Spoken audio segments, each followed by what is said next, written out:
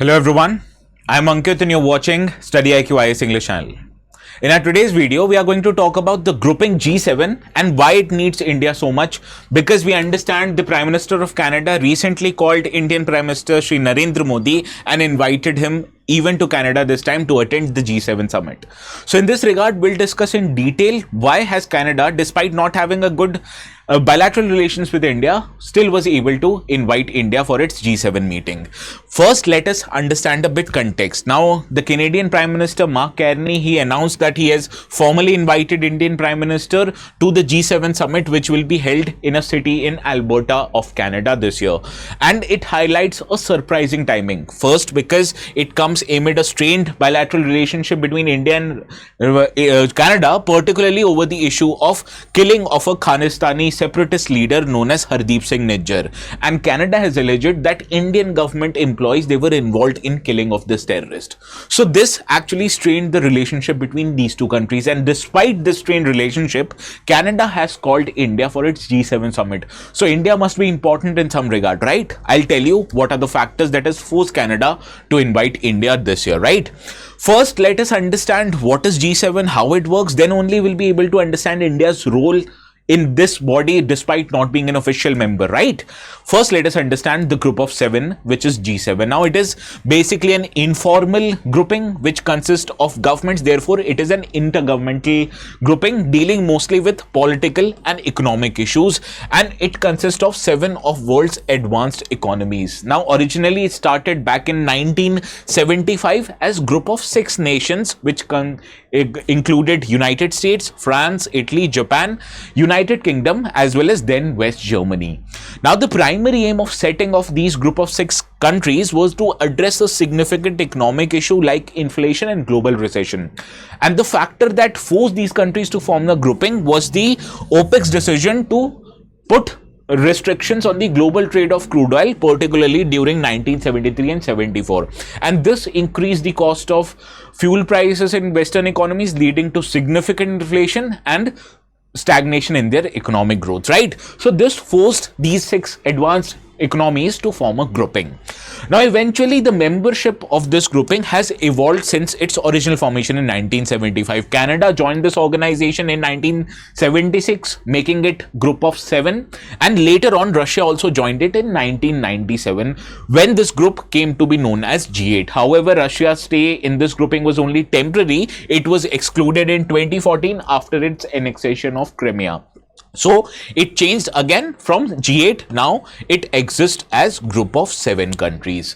And since 1981, another entity known as European Union has been involved in G7 meetings, represented by presidents of European Council and European Commission.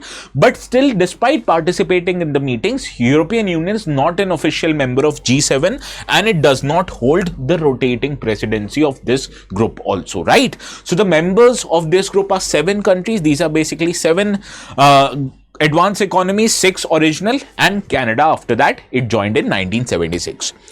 Now let us understand how this grouping functions. Now basically there is no formal criteria of which members were to be included in this grouping. Mostly what you see that these groupings also includes countries who are wealthy democratic countries, right?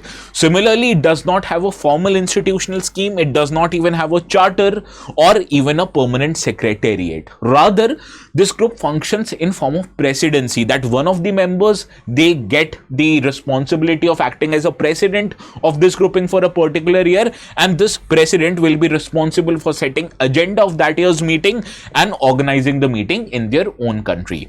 Similarly, there are also Sherpas in the group, much similar to how G20 functions. These Sherpas, they basically represent their home governments, and they are responsible for laying the groundwork for the summits through policy discussions and meetings. And in this process, even during the G7 summits, they are responsible for negotiating and drafting the group's final statement, that is also the final communique of the group. So therefore, it functions very similar to how G20 functions. One of the members is designated as a president for a particular year, and in that particular country only the meetings happen. And to negotiate on behalf of the governments represent Sherpas and Sous-Sherpas, right? So this is how this grouping functions. Now, there have been key achievements of this grouping also. Not that this group hasn't been effective at all. First of all, It started with an economic agenda, but slowly by slowly, its agenda increased worldwide. Now it covers a wide range of global issues like trade, security, climate change, and more recently, it has even incorporated technological advancement like artificial intelligence into its ambit. More effectively, it has been responded quite quickly during global financial crisis. For example, during economic recoveries which happened after the global financial crisis of 2008, these economies or this grouping helped the economies to chart a way forward to bring their economies out of economic recession. Similarly, even during health emergencies like COVID pandemic, these groupings acted effectively in distributing quite the vaccines that they were making. Similarly, it also forced Russia and imposed significant sanctions on Russia after it invaded Ukraine in 2023, right? So this how this body has responded quite effectively even during global economic crisis, be it political crisis, be it health related crisis, or be it economic crisis. Similarly, there are also innovations in governance. For example, going forward, artificial intelligence will play a greater part in major of the economies, and therefore regulating AI is very necessary, and for that G7 has also taken a lead with Hiroshima AI process that highlights G7's role in addressing emerging technological challenges like how to regulate artificial intelligence. So these have been the key achievements of the Group of 7 meeting. Now the latest summit of 2025, this is scheduled in 15th to 17th of June in the Kananaskis city of Alberta, which is located in Canada, and the agenda on which the countries will discuss, it will include how to ensure energy security, how to regulate artificial intelligence, maintaining a global supply chain of critical minerals, and constructing partnerships for creation of infrastructure in developed as well as developing countries. But the biggest surprise was the fact that India does not have a good relations with the country that is assumed the presidency of G7 this year, that is Canada, right? And this is because of the fact because the Royal Canadian Mounted Police has concluded in its investigation that Indian government was involved in killing of the Khalistani separatists Kuldeep Singh Nijjar, and he was assassinated on the Canadian soil. Now 4 Indian nationals in Canada have been charged and arrested on this occasion.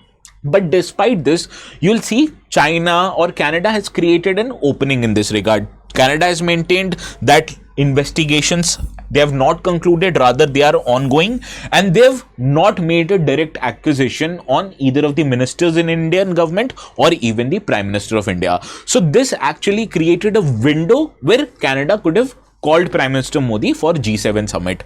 Also, you need to understand that the comprehensive national power of India in recent time, it has increased. Now India is world's 4th largest economy, it has world's largest population, it has one of the world's best and biggest military. So that increased the global and national comprehensive power of India. So it is very hard for any grouping, be it a grouping of advanced economies like G7, to ignore India's standing in its global affairs. So that is why India has been invited to G7 summit. But there are many shortcomings even associated with G7, where India can play a key role in fulfilling and reducing these hurdles and shortcomings, right? So first, the kind of shortcomings that G7 faces, in this regard, you will understand how India pitches in, right? First, that G7 faces an allegation of limited representation. Now, this consists of 7 global advanced economies that consisted or that accounted for 50% of global GDP at the time when it was formed. But now these economies, they only represent less than 30% of global GDP, whereas one of the 2 biggest economies of the world, that is 2nd biggest economy China, 4th biggest economy India, they are not officially a part of G7. So it helps that G7 is relegated to be a pro-capitalist group, elitist in its approach, which has only a Western bias, not accounting for growing countries like India and China. Similarly, the member countries in G7, they also face significant economic uncertainties. We understand what is happening in US due to tariff policies of US President Trump, and this has brought the chances of slow economic growth and high inflation in near future. Similarly, Italy, one of the members of G7, it is facing high levels of public debt and slow economic growth, whereas Japan, one of the major economies in G7, it is facing demographic challenge and aging population. And you will be surprised to know the growth of Japan in 1995 or the GDP of Japan in 1995 was greater than GDP of Japan in 2025. So this has been the state of economies of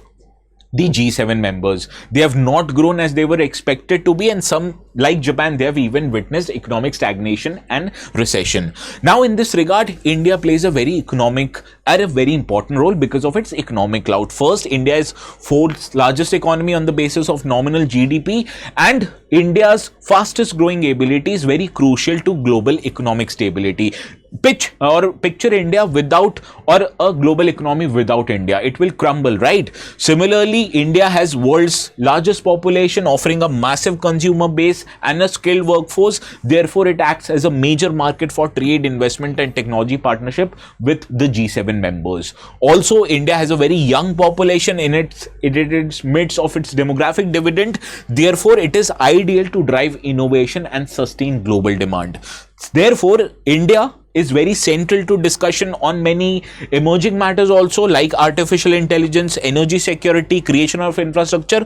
All of this is a priority agenda items in G7 summits, including this year. So that is why, because of its economic cloud, because of its large economic size, because of its young workforce and population which is driving innovation, it is very hard to ignore for these G7 members on issues like artificial intelligence, energy security and infrastructure, where India plays a very important role.